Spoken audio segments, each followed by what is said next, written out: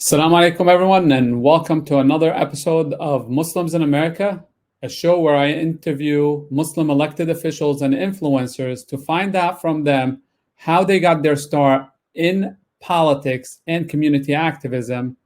Then you compare yourself to where they are, and you decide what is it going to take for you to be just like them. My guest today is an amazing gentleman who I had the honor of supporting while he was councilman. He is the first Muslim mayor in the city of East Orange, New Jersey. Before we go on to the intro music, just want to remind you, please make sure that you subscribe to this YouTube channel, hit the like button on this episode, and share with your family and friends so we can get maximum benefit for everybody. Let's go.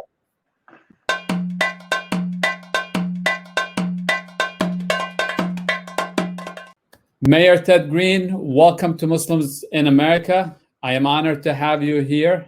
You've been a good friend and an ally. Just want to ask you to introduce yourselves to our fellow Muslims and audience throughout. Welcome. Yes. Thank you, Mayor. Listen, I am very honored to be on the program tonight, Muslims in America. Thank you for the outstanding job that you have been doing. My name is Ted Green. I am the 14th mayor of the city of East Orange. I've been in office now for 3 years. A city that is growing, a city that is proud. I'm very happy to serve my community. There's some great things happening in the city of East Orange. I'm married. My wife's name is June.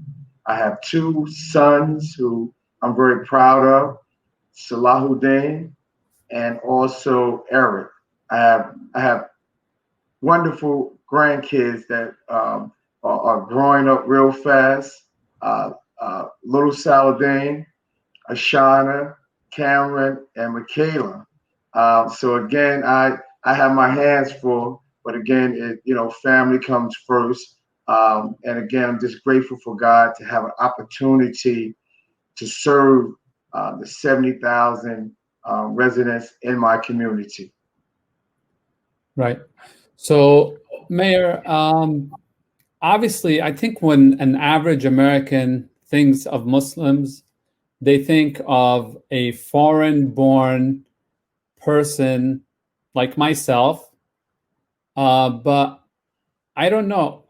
Do people recognize that there's a sizable African-American Muslim community that's actually part of the fabric, and it runs deeper than the immigrant Muslims and that helped build America? Do people realize that? I think people do. I think that here, especially in the community that I live in, when we talk about Muslims from across the world and Muslims right here in America, East Orange is a very diverse community. And we're starting to see that even the Muslims that are right here in our community, but there are also Muslims who have come from other countries who are migrating right here in our community. I mean, we still have a long way to go when we talk about the Muslim community. But one thing I'm very proud of in the city of East Orange is that East Orange is very diverse. We have a large population of Muslims, American Muslims, foreign Muslims, right here in our community, right in City Hall, right in our water department, right over in some of our facilities right here in the city of East Orange. So I think that, we're growing, and I think that what we have to do as American Muslims is always be able to allow people to accept those who are immigrants, as we say, that they're here and their contributions to our communities, to me, have been outstanding. Very good. So For us immigrant Muslims, obviously we have our own set of challenges that Yes. come with the territory. I could tell you, for example, I'm from Syria. Syria is one of the countries that are on Trump's ban list. There's the issue of biases. Being African American in the United States, unfortunately, until today, comes with the institutional racism that exists, that we see it manifest itself many times. So what are the challenges of being an African American Muslim, and particularly being an African American Muslim in politics? Wow. I think I am very fortunate, especially here in the city of East Orange, as I said earlier, to not only be a Muslim mayor, but in City Hall, I'm proud of so many of the Muslims that are playing a role in government, from our city clerk we have people in property maintenance, we have people on our police department, fire department, we have people in DPW. And to me, there hasn't been a whole lot of challenges because I think we are a community such as East Orange, 3.9 square miles, who have a tendency to accept our spiritual institutions that are in our community. And we have a tendency, I know for a fact, that we're bridging the gap in terms of our interface partnerships from the Muslim community, the Christian community, the Baptist community, the Catholic community, those who have faith-based institutions in our community. So right now in our community, it hasn't been a lot of challenges because as the mayor, I quite often say to folks that I am a mayor for everyone. If you immigrate Muslim, if you a Muslim who was born and raised right here in New Jersey or right here in East Orange, we are embracing each other. I mean, through the years, we from during month of Ramadan, we have so many folks who respect our religion. When folks go through Christmas or go through Easter, go through their religion, we respect them. We don't always have to agree on everybody's methodology, but it hasn't been too challenging for me in the community because even way before me, we have two messages in the city of East Orange who has been doing an outstanding job with the Muslim community. We're very proud, and it becomes easy when we learn how to talk to each other and not get into a frenzy of what we see on TV or what we see in the media. Listen, we know what that guy who sits down in Washington, what he does and what he says. We have to kind of change the narrative, in which we are doing. Absolutely, and it does, as you said, when you have an existing community, it does help. And I agree with you. I think particularly in our part of the world, New Jersey, northern New Jersey, we have because we have a lot of diversity, a lot of the challenges that are faced somewhere else do not exist. So I do, encourage people to get involved because you change the narrative when you're involved, because people will know you for who you are, not what the media tells them who you are. How can we as Muslims work together? And I'm talking about Muslims from different backgrounds. How can we work together, particularly in the political field? And I want to also touch on economically, because a lot of our immigrant Muslims, they're highly educated, they're well-to-do doctors, engineers, and you have a significant level of of need within this African American community. And I always say we need to go into these neighborhoods and invest our money to lift our brothers and sisters up. So, politically and socially, how can we work together? Um, you know, what my methodology is that first of all we have to uh, learn how to come together, right, and not be so separated. I quite often say the most segregated day is when we don't bring our thoughts together and bring our information together. I guess what we can do, I think that what has been always good to me, I get a chance to, when I get invited to go out to other events, and we invite other folks into our events, and people before this pandemic came in, we galvanize with our brothers and sisters from different masjids or different areas of East Orange. One thing I always try to do is through my network in terms of what I do in the city. For instance, we try to hold what we call a business forum, and that forum is to bring all the businesses that are in the city of East Orange together.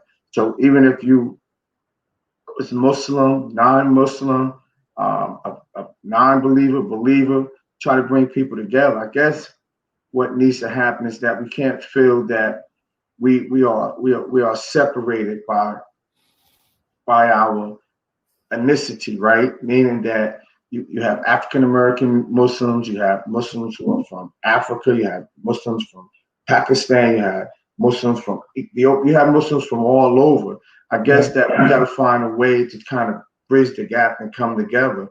And listen, we have been dealing with a lot of uncertainties for a long time, right? But again, I try very hard to. I always say I want to be that bridge builder, right? And we gotta hope and direct people to get involved in your community, because you're starting to notice in our communities that we're starting to migrate together. Our kids are starting to go to school together. Our kids are starting to play football together when we can. They're getting involved in sports together, all different activities. And what that's a sign of is that people are migrating in our communities from different countries, and we can't shut people out. If people are going to be here, we need to be able to be the change makers and pull people into what we're doing into our community, and especially as mayors and council people and assembly people and freeholders. We have to kind of, when you look around your community and you see the geographic changing, you have to reach out to those people and bring them in. Don't allow them to feel, to me, isolated. But also, people have to want to get involved. People have to want to know that they have a voice in a community that they invested in. But we have to find a way to pull people in. Right.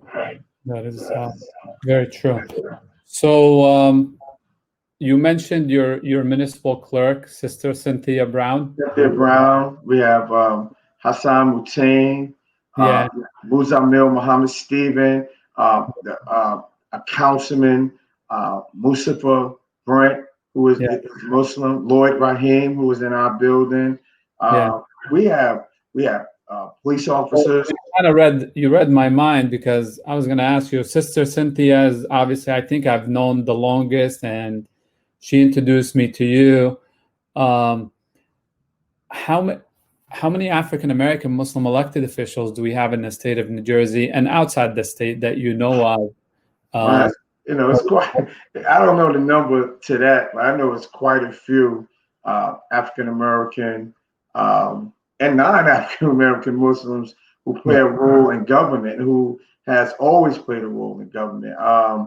But you're starting to see more and more of folks getting involved. I mean, it's just that people realize that only way you're going to have a voice in what we do and make things right is that we have to get involved.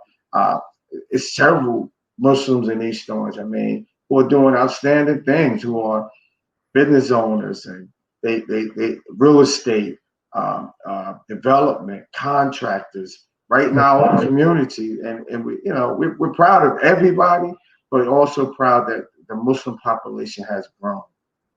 Absolutely. And I ask these questions just to drive the point. Obviously, I'm familiar with, we have over 30 Muslim elected officials in the state of New Jersey. A good number of them is of African American descent, but I still see a lack of that connection. And I'll be blunt about it. We need to do a better job connecting. Brothers and sisters.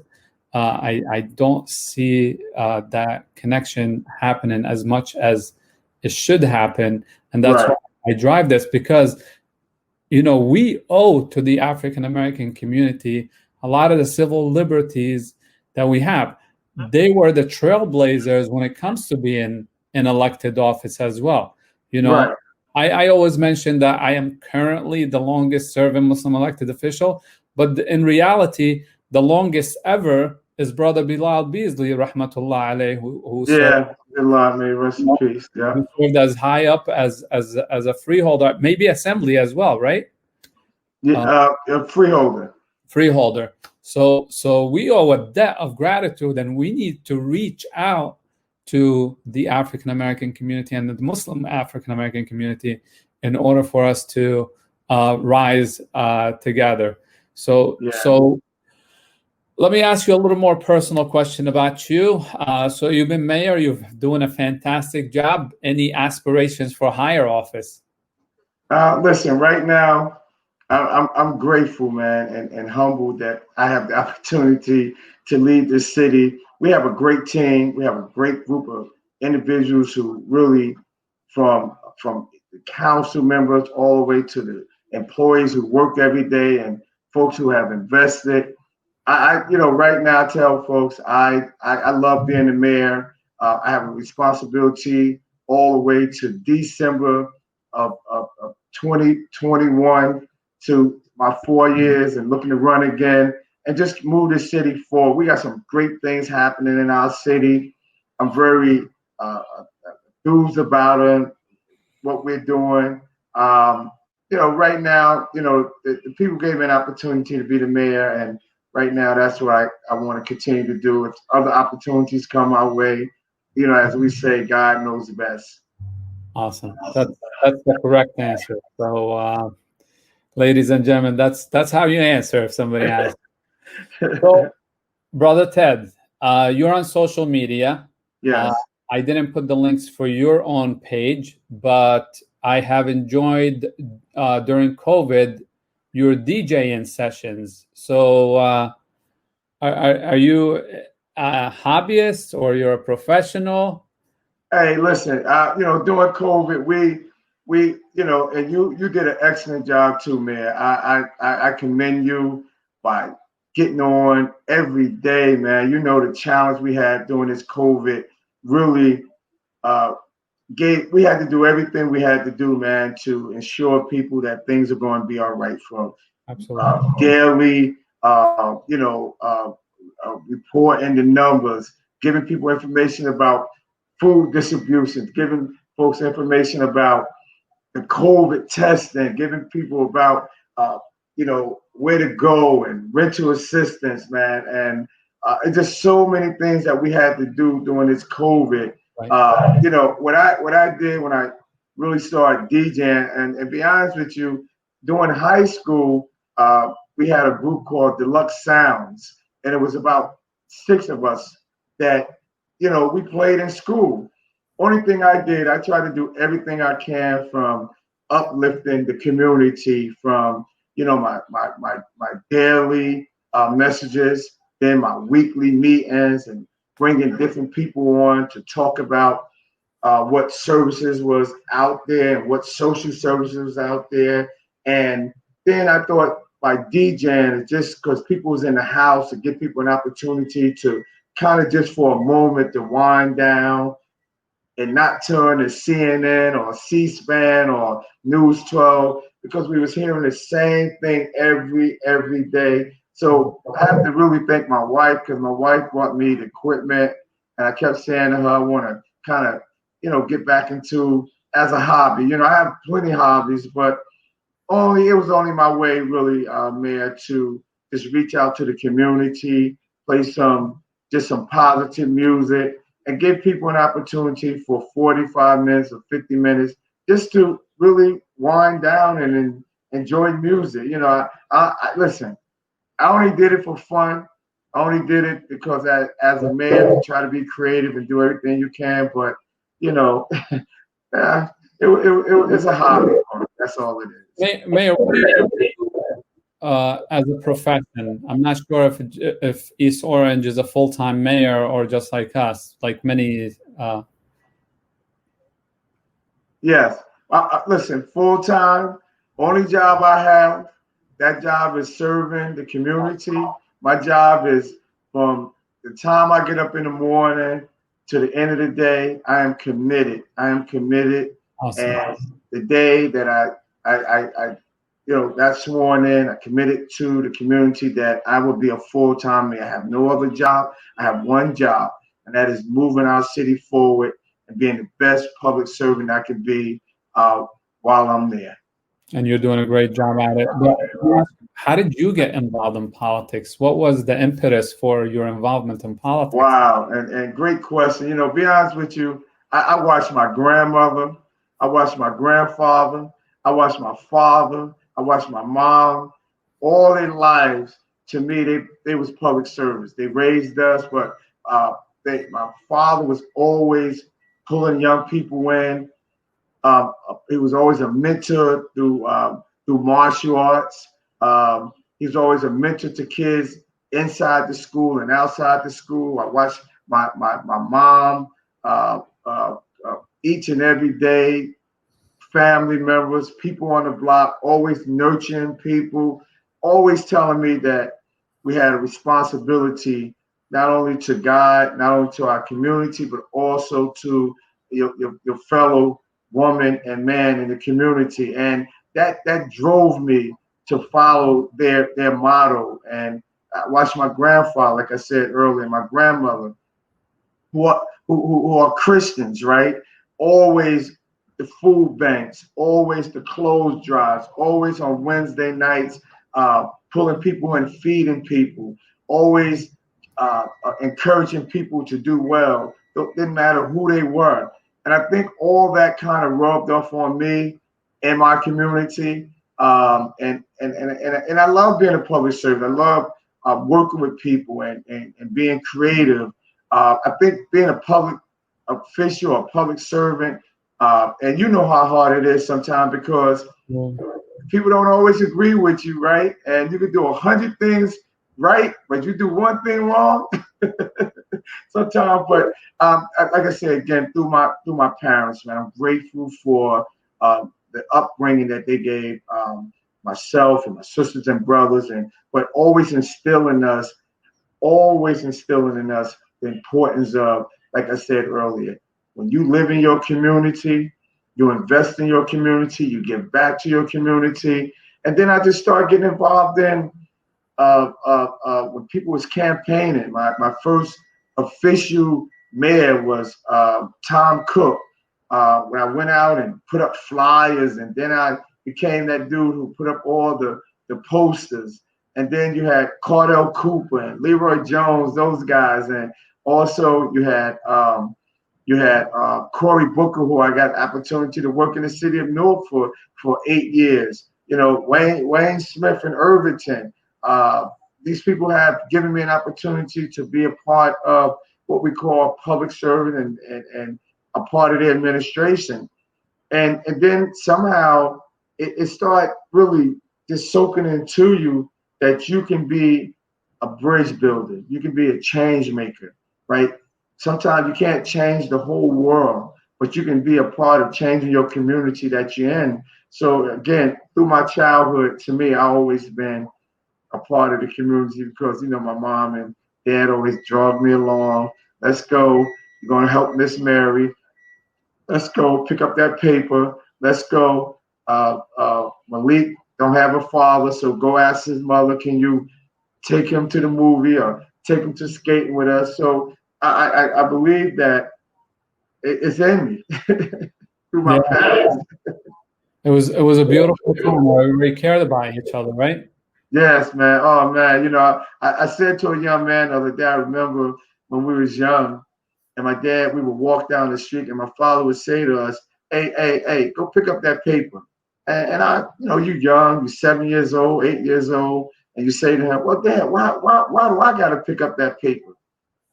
And he quite often said, you live here. You're part of this community. Wow. It ain't who threw the paper on the ground. It ain't who threw that bottle on the ground. If you see it, you pick it up. You be the bigger person, right?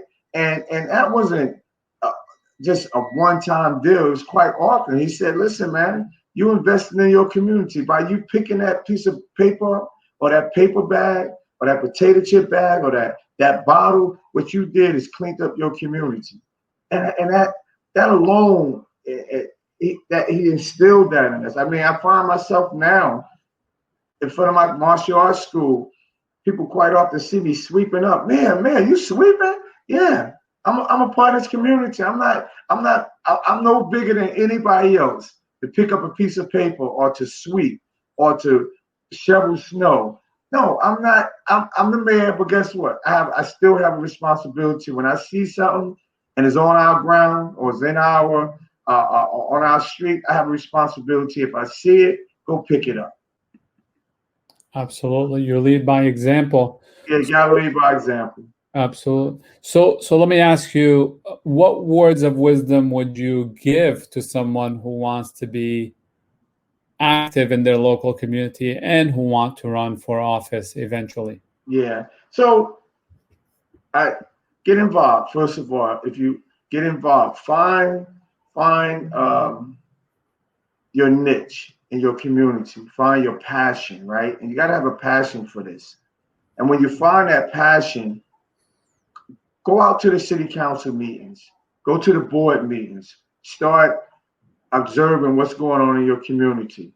Start getting involved in the block associations, the tenant associations. Start creating something right on your own block or something right in the building that you live in. Start getting to know who your neighbors are and getting to know some of the issues. And then start coming up with some creative ideas that you think that you feel that would be appropriate for a community that you live in. A lot of times, I always say that I never want to discourage anyone from getting involved in politics. We should be involved. We should have a voice. We shouldn't just allow what other people can say and would say and accept it. You should be at those meetings to understand clearly the budget, right? When we have to vote on things, you should know who representing you or representing your interests. You should know who sit on those boards, right? Absolutely. But just get involved. Like I said, get involved in your tenant association. Get involved in your block association. Create a nonprofit organization for some needs that you see in your community, and you start building that up. Get to know who your mayor is. Get to know who the council people are. Get to know, some issues that you feel that you could take to the mayor. I quite often tell people, being in politics is no sideline game, right? You have to be in the game. And you have to get involved, right? It don't matter if you're young. Don't matter if you are an older individual. It don't matter what age you are. Get involved. Be a voice in your community, but be that voice for good change, and be that voice for, don't be adversarial all the time. If you have a thought, go to your mayor and say, let me have a meeting with the mayor, and I just want to tell you some things, mayor, that I have on my mind. Because listen, everybody have their own methodology and a way of thinking, but when we come together, maybe what you was thinking and what I was thinking, since we had a conversation, we can bring those ideas together. but everybody should get involved. Our young people in high school should start getting on the student government, learn about government early. We have a responsibility as mayors, and we have responsibility as elected officials to pull the young people in. I mean, I have what we call our student government. The day I walked into City Hall, I reached out to the local high schools, junior high schools, and they have what they call a student council. And I invited all the president, the vice president, the secretary, the recording secretary, and I invited them to City Hall. And I said to them, y'all have to be a voice in what we do here in our city. Y'all have to have a voice where when we have city ordinances and city resolutions, what's your thought about this? And it's going very well because I clearly understand that I cannot stand on people who gave me an opportunity shoulders alone.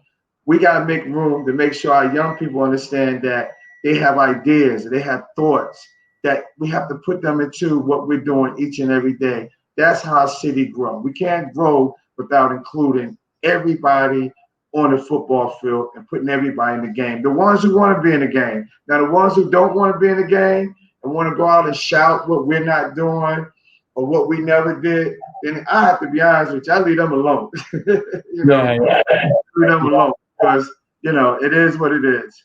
Absolutely. All right. Well, Mayor, thank you very much. I've asked you a lot of questions. It's I'm okay. going to give you a chance now to ask me a question. That's how we end the show normally. So Right. Do you have any questions for me? Yeah. So Mayor, again, thank you. I quite often, man, look at the things that you're doing in your community. What drives you each and every day, right, to get up, right, after, we just came through 28, 30 weeks of this COVID. What continue every day as the mayor and as elected official, what drives you to want to continue? And also, do you still, it's a twofold, and do you still have the same passion from day one that you took office that you have, do you have it now? So what drives you each and every day to get up and say, let me go to that city hall? And do you have the same passion that you had from day one when you took office? Yeah, it's a great question. I'm going to start by answering the second part of it first. So I asked my predecessor, who stepped down in 2005, and that's when I took over. I said, how did you know that it was time? And part of the answer is the fire in your gut. I mean, obviously he had other reasons why he needed to step down, and that is he, his family grew, and the house was too small, and Prospect Park is a small town, so he had to find a bigger house. But he's like, always check the fire in your belly. Make sure if it's still going, then you're going. And to me, there's a lot of unfinished business. For example, we have a 78-acre vacant land that used to be a quarry. I want to make sure that this project is on the right track before I leave the community. We have an 18-acre park that we started to enhance and develop. So there's a lot of opportunities for our community to grow. And my style in the beginning was more of a, leave things as is. But then, look, the world is rapidly changing. And if the town doesn't catch up, then it'll get run down. So we need to enhance our parks. We need to bring economic development opportunities. Otherwise, we're just going to be a completely built-out community where taxes might continue to go up. So I need to find opportunities to generate revenue for the town, such as building up a park that generates revenue through recreational activities and facilities, building up that 78 acres of land. Yes. And, that new tax revenue that would help our taxpayers in the long term. So there's a lot that still has to be done, So that's what drives me. But the original reason I got involved is similar to how you got involved. I saw my father, I saw my grandfather, and how they helped people. So leading by example was definitely a major aspect of how I wanted them to help out. And it was one thing after another. I was asked to run for office before I was even a US citizen. But when you're doing good job for the community, sometimes people will elevate you or ask you to take the next level up. So that's what I think what drives me. And obviously, Allah subhanahu wa ta'ala tells us that we need to be agents of goodness on this earth to serve our local communities. And there's nothing that I could do better for the community and the country that hosted me when I had to leave my homeland and then leave the next host country so I could receive a better education, then to give back through volunteerism, which led to one thing after another. So that's where we are now. And I'm honored to be serving with you. I know we're one of 3 Muslim mayors now in the state. So it's an honor. And I look forward to supporting you next year in your re-election bid. Well, that's the same here, man. And look, listen, thank you for your friendship, man. And I really mean that. And thank you for clearly understanding that, you know, especially this Muslims in American platform, this show that you have. I've been watching. I was coming on regularly, checking on you and seeing what you was doing, but more so just, you know, I try to give my support where I can to my brothers and sisters and those who are doing things. So keep up the good work, man. I mean, listen, we got a lot to do, but you know what? We can get it done as long as we continue to embrace what's right and stand strong in our principles and our integrity. Because people watching us, right? You know, people watch us all the time. Sometimes even by our title or who we are, they're watching even more. But just keep doing what you're doing. I appreciate this allowing me to come on. I'm very humble about that, and I mean it. Thank you very much, Mayor. Thank you for your time, and thank you for your nuggets of wisdom. Ladies and gentlemen, if you would like to reach out to Mayor Ted Green, here's the website for the city of eastorange.nj.org. You could also go on their Facebook page at EO City Hall.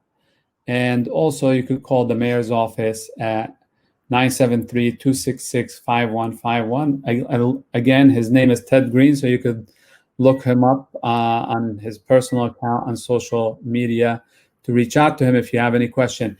If you have any question for either one of us, you could leave a comment down below in this episode.